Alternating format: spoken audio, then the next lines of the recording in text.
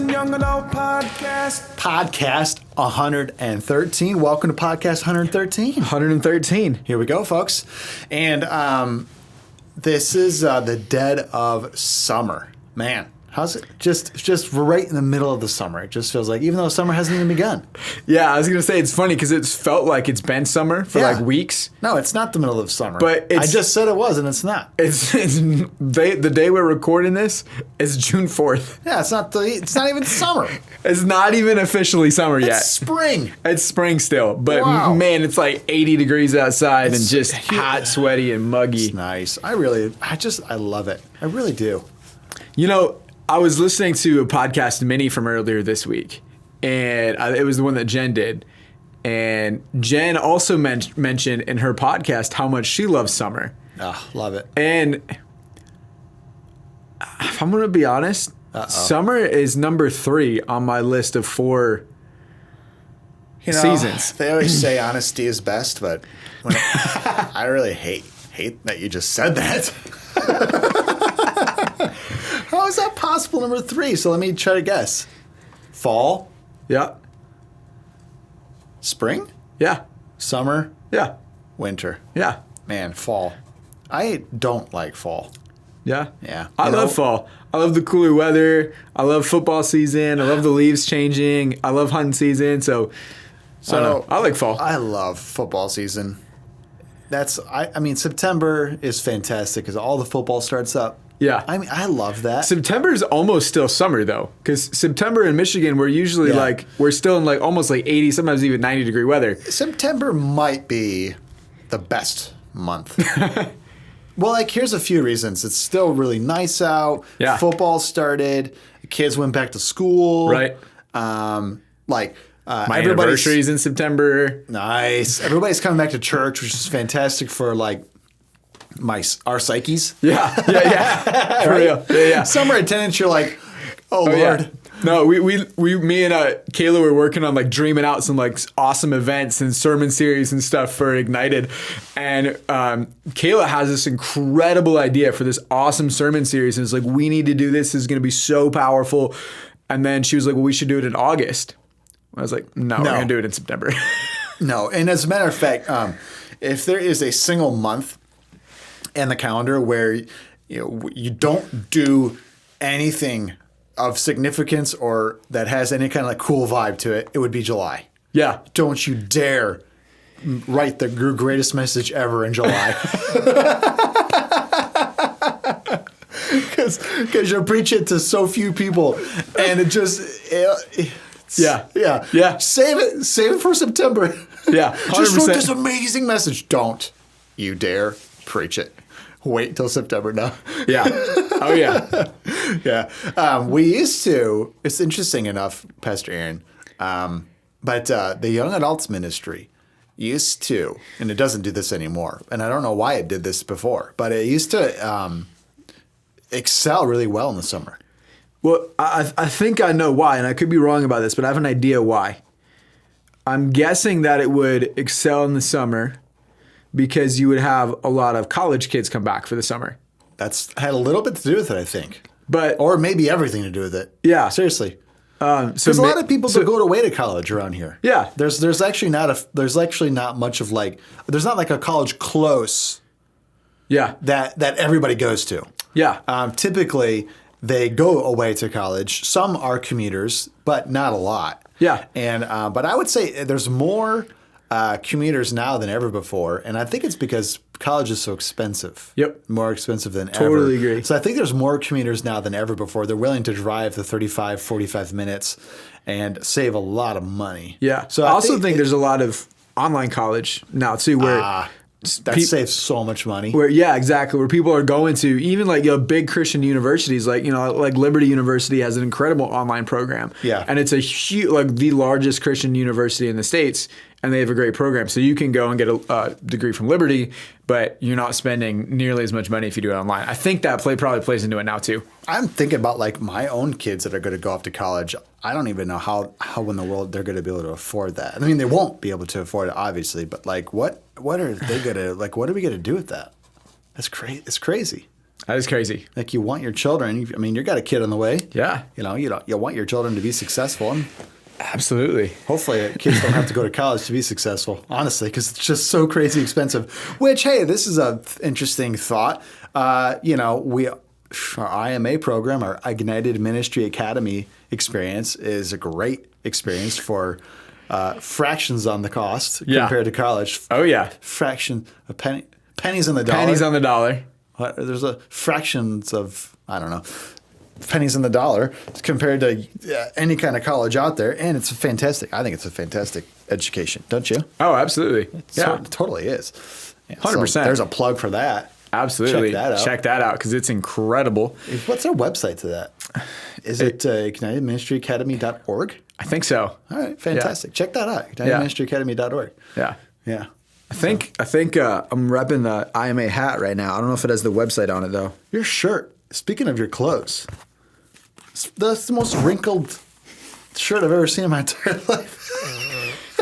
I've never seen a shirt more wrinkled than that. I don't even know what happened with this shirt because I told you earlier, I think it's that cheap material, that shirt. Yeah. Because my shirt struggles. It looks like that when I take it out of the wash. Wash. And this was like folded nicely in a pile of clothes in my dresser. It wasn't like I pulled it out of a pile. So this shirt was given away to all the guys. Yeah, a bunch of the CY&YA guys. Yeah. And I was like, oh, cool, we're doing the podcast today. I'll wear like a nice like Christian t-shirt. And I pulled it out of my drawer and I'm like, this thing is, I didn't even notice it because and then I put it on and was driving and I was like, why is this shirt so wrinkly? My shirt, that same shirt, does that. It wrinkles so crazy. I have to put it in the dryer for like 15 minutes before I decide to wear it. Yeah. I should have done that. Especially because it's on the... I know. We're on camera. I'm on podcast today. Podcasts. And what's funny is I went to put it on like thinking about, this will be a good shirt to wear on the podcast. Fantastic for the podcast. Yeah. But can't be beat. No. That's number one for podcasts. And now you're like, wait a second. I think I've made a huge mistake. Yeah. Because this shirt says on earth as it is in heaven. Yeah. God's will. Yeah. And it's just... If you're listening out there and you're wondering, just go watch the YouTube video for a few minutes and you'll see what's going on. I wonder if those wrinkles are coming through on camera. I don't know. I have no idea. Probably. The camera's a pretty decent camera. So okay, so let's get into the meat today. All right, let's do it. The thick of it. Yeah. Into the thick of it. I was at the... do you know that song? Yeah. All right. It's such a good movie. I was at our men's breakout last Wednesday night. And Pastor Jim was preaching, and he's talking to the guys, specifically talking about prayer. It's a fantastic night with all the men. And he said this one line really quickly in his message, and it felt like a separate thought compared to what he was preaching on. And it was like, he said it was very powerful. I wrote it down. I thought there's a lot here. He did not go any more into it at all. He just said this one line, and then he kept talking about prayer. And I was like, whoa, there's so much there. Yeah. I want to talk about this more. And he said this line, and that's what we want to talk about today. And this is the line he said. When you don't know your purpose, you do too much. You do too much. I was like, whoa. And one of the reasons he said that line within his message was because he was talking about how a lot of times men don't pray because they just busy themselves up so much. They just don't give time to prayer.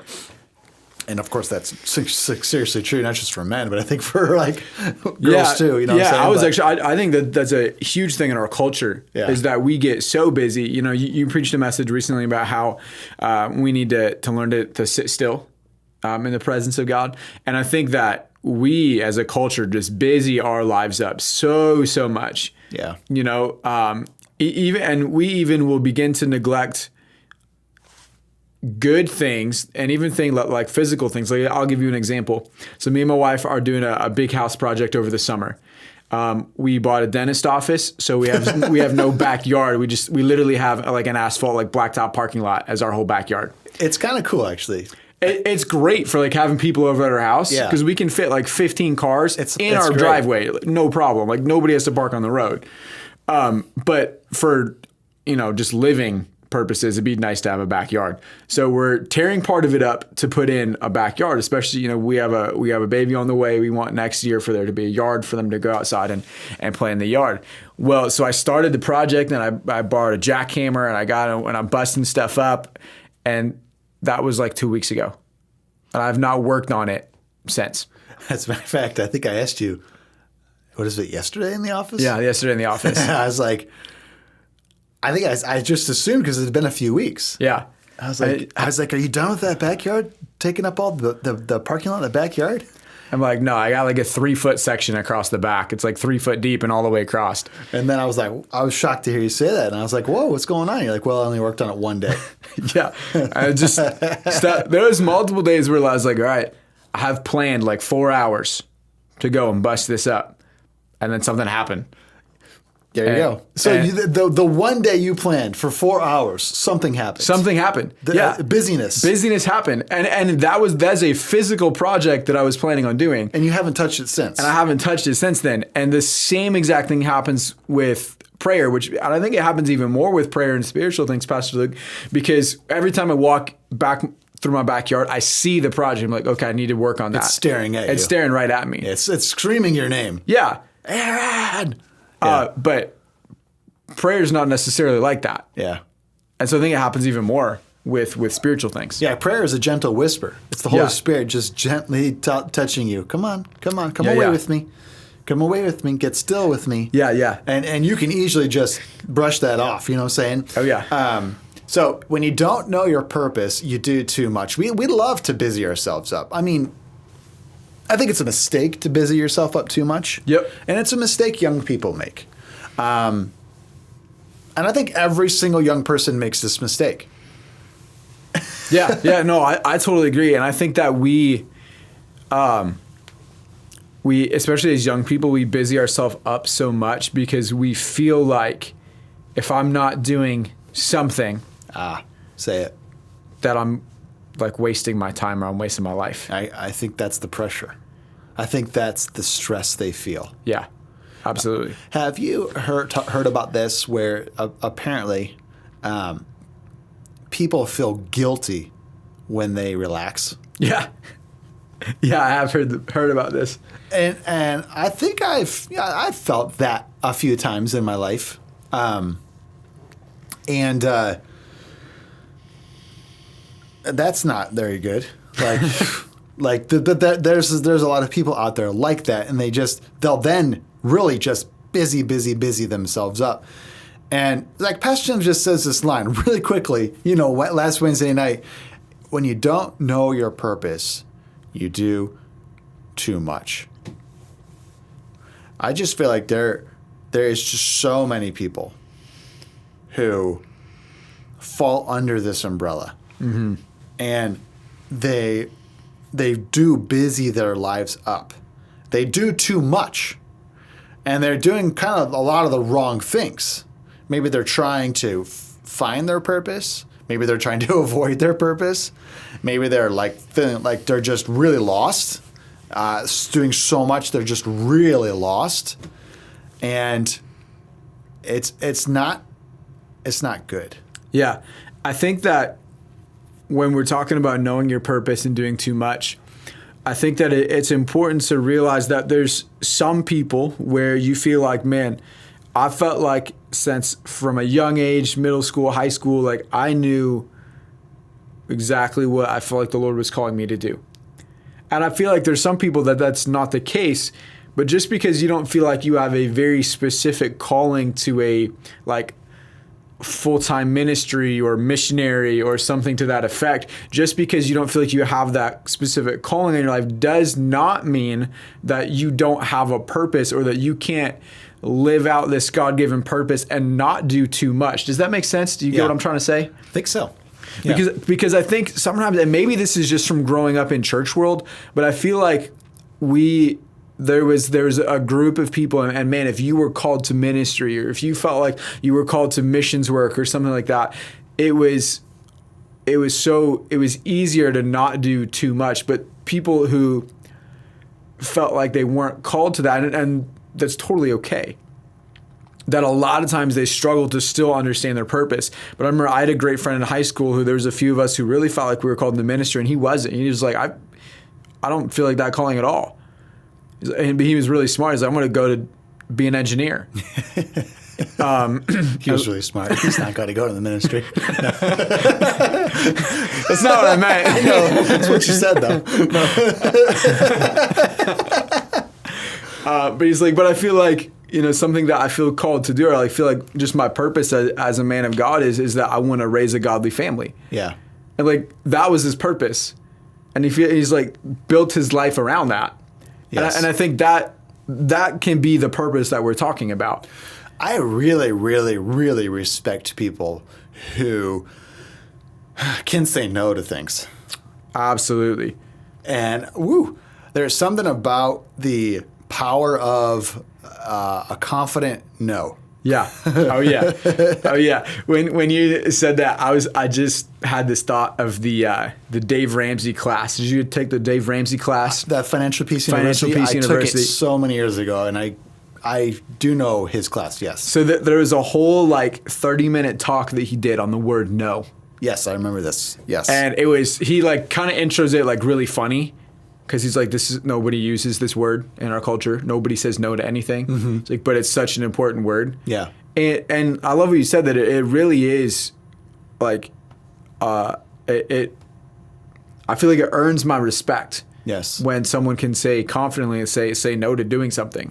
Some of the greatest preachers that I know are local church pastors. Yeah. And they are in demand to come and be guest speakers at conferences and Sunday morning services around the world. Oh, yeah. But it appears to me that they are in their pulpit 48 Sundays a year. Yeah. Oh, yeah. And that means they know their purpose. Yeah, come on.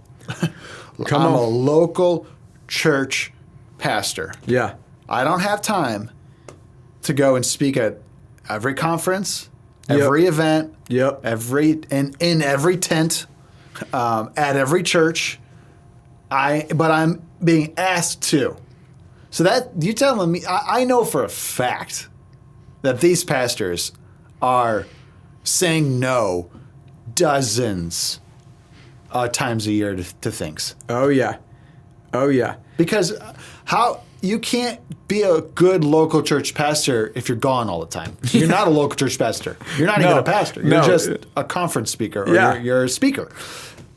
You're a local church pastor. If you feel God's called you to be a local church pastor, you better be in your local church. Yeah, yeah.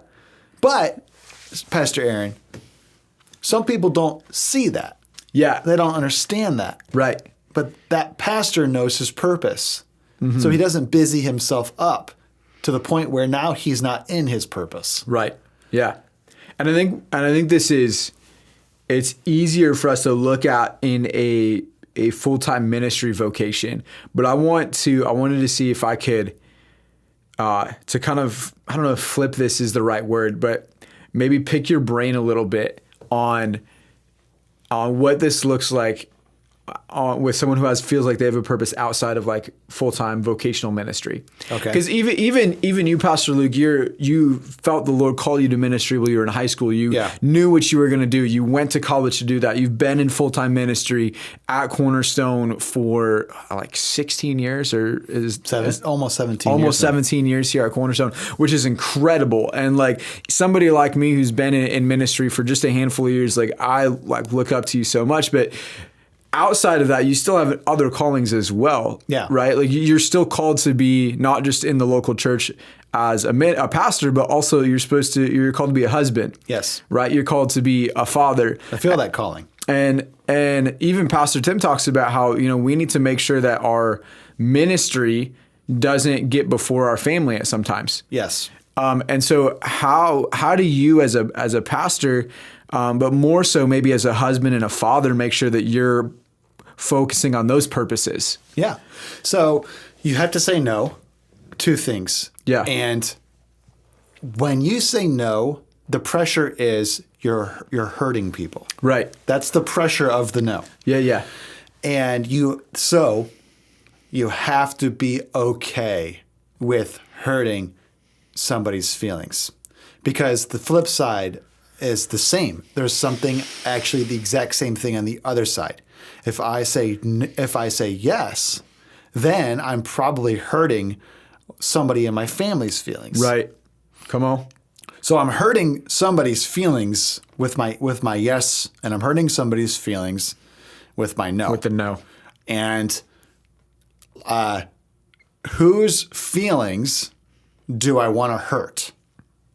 And I would rather hurt a friend's feelings than my child or my wife. Come on. That's so good. It just be like somebody wiser than me has told me this advice, and I've then given it to a lot of other married couples as well, is that, hey, listen, don't worry about making that other person mad because you don't lay your head down next to them at night. Yeah. Yeah. I remember you gave me that advice in pre-marriage counseling. And that's because somebody told to me, so that I give it as I go now. Yeah. And that advice is huge. Huge. It has helped me make decisions. Yeah. And it's constant, Pastor Aaron. It's constant. It's always there. Somebody is always inviting us to do things that are fantastic. Yeah. Fantastic stuff. Yeah, yeah. And as a matter of fact, it sounds fun and it sounds exciting. Yeah. And I want to do it. Right.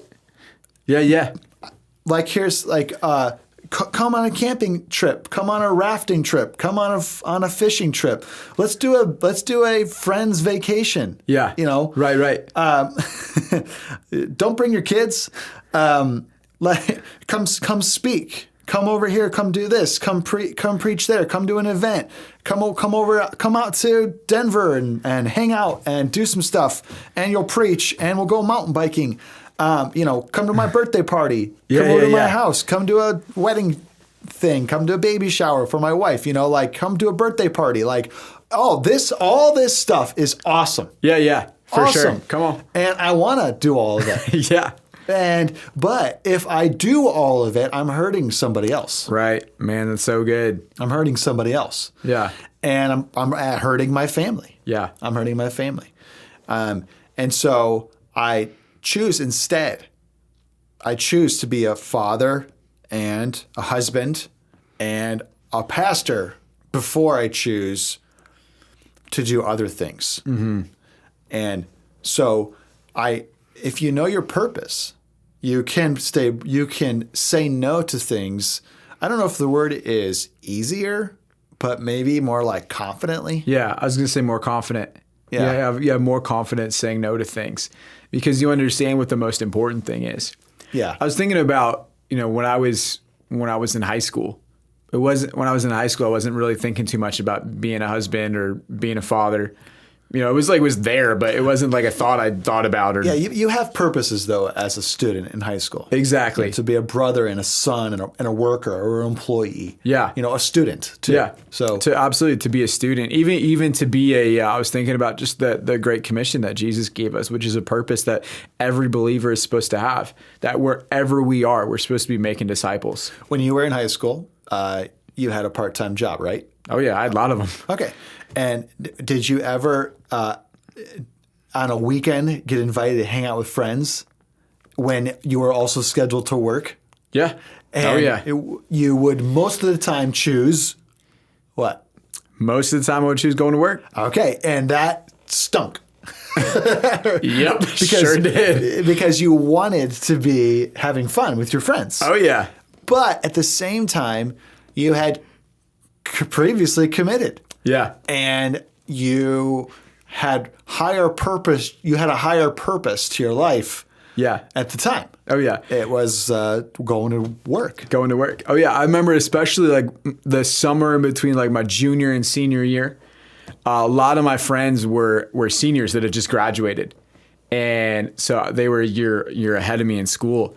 And I had gotten a great summer job, paid really well, but our busiest 2 days of the week were Friday and Saturday. And my friends who were going off to college in the fall, they were like, we got to hang out. We got to have the greatest summer ever. The greatest summer We're of our going lives. to be out on the lake. We're going to be Endless doing summer. camping adventures. Yeah, it's like, we're just like every weekend we're going to be hanging out. So sounds like the greatest summer ever. Absolutely. I want to do it. I wanted to do it too. But there was many, many times where I either had to say no because I was scheduled to work, or I'd be like, hey, I can come, but I'm not going to be there till 7 because my shift is till 6. Yeah. And I did. Yes. Yeah. And I chose that. And there is something really powerful about a person who prioritizes their life in the right order, purposes their life in the correct order. You know, God, family, career, relationships. Yeah. Yeah. A lot of those are those can be really great order of things in the correct order. God first, family, for career, sure. You know, relationships. And when somebody has really confidently purposed their life in the correct order and is holding strong and fast to it, there is something really dynamic about them. Yeah. Oh, absolutely. And I want to speak really quick again to that. Maybe the high schoolers that we have listening, or even maybe potentially some of the college age students we have listening. That one of the things that we just talked about, was that career was pretty high up there, and I think that you learn work ethic way before you graduate college with a degree. That's good. You learn how to become a good worker most of the time, probably in high school. You learn how to have a good work ethic, and sometimes it has to be taught. Because in high school, I made so many mistakes when it came to work ethic. There was multiple times where I was like, "Hey, Dad, I'm not going to go to work today because we're going over to Austin's house to be on the lake." Yeah, and your dad looked at you like, "You're about to get it, boy. He's not doing that." He's like, "No. Did you tell your boss you were going to work?" It's like, "Well, yeah, but he'll probably be cool if I call him right now and be like, yeah, I can't come in." He's like, "No. He'll pretend to be cool, but he hates you so much." Yeah, so I had to learn work ethic in high school, right? Oh yeah.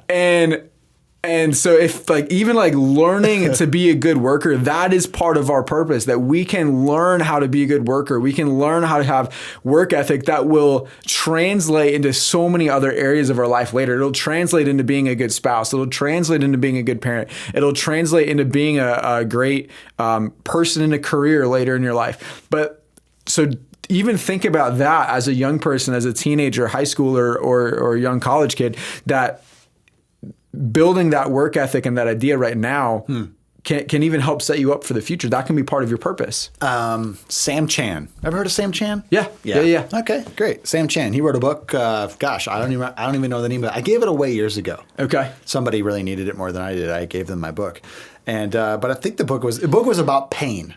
Okay. And he has a famous line in the book that really has, like, the thesis statement of his book was just essentially choose your pain. Yeah. That life is about choosing pain. So if you want to work really hard and be successful, that's a painful road to walk down. Yeah. Oh And yeah. you'll choose that pain. Yep. If you want to be lazy and not work, well, there's actually pain that comes with that. Oh yeah. And it's just different kind of pain. Different pain, but it's pain. You're choosing that pain instead. Yeah, So yeah. choose your pain. So if you feel like you know your purpose, and you're going to stick to your purpose, then you're going to choose pain to stay on track. Come on. Yeah. If you don't know your purpose and you do too much, that's a painful road too. Yeah. You're choosing that pain. So our encouragement to anybody listening is choose the pain of purpose, not the pain of doing too much. Yeah. And you will, in the end, if you choose purpose, the pain of purpose, if you walk down that road, and you stay focused on the purposeful road, in the end, you will be happier. You will be a better person. Yeah, You'll be a successful person. You'll be in the will of the Lord kind of person. Oh, yeah. You'll have a happy family. Yeah, You'll have a blessed house. Yeah. You'll have a great career. You'll have a wonderful relationship with your Heavenly Father. And in the end, in the end, all those surrounding you will say, what a faithful man or woman of God. That's so good. And that's what you want. There's pain involved in every road you decide to walk down, but there is always a better road to walk down. Yep. Oh, yeah. When you don't know your purpose, you do too much. You do too much. You do too much. And it's true. Absolutely. It's true. Absolutely, it's true. It's been great to be with you today, audience. This is a fun one. This is was good. a fun one. Hearty. Well, how would you describe this one? This was like a big pizza podcast. Because there was lots of different, there's a base layer, you know? Sure. And then there was lots of other little flavors that we sprinkled through in. Whew, I like that. It was a supreme. Yeah. Supreme. Not just like pepperoni. It was just supreme pizza. Supreme pizza. Yeah. That's good. I like that a lot. I think it's spot on.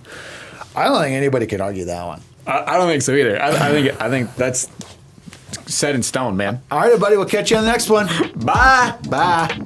Youth and Young Adult Podcast. Youth and Young Adult Podcast. Youth and Young Adult Podcast.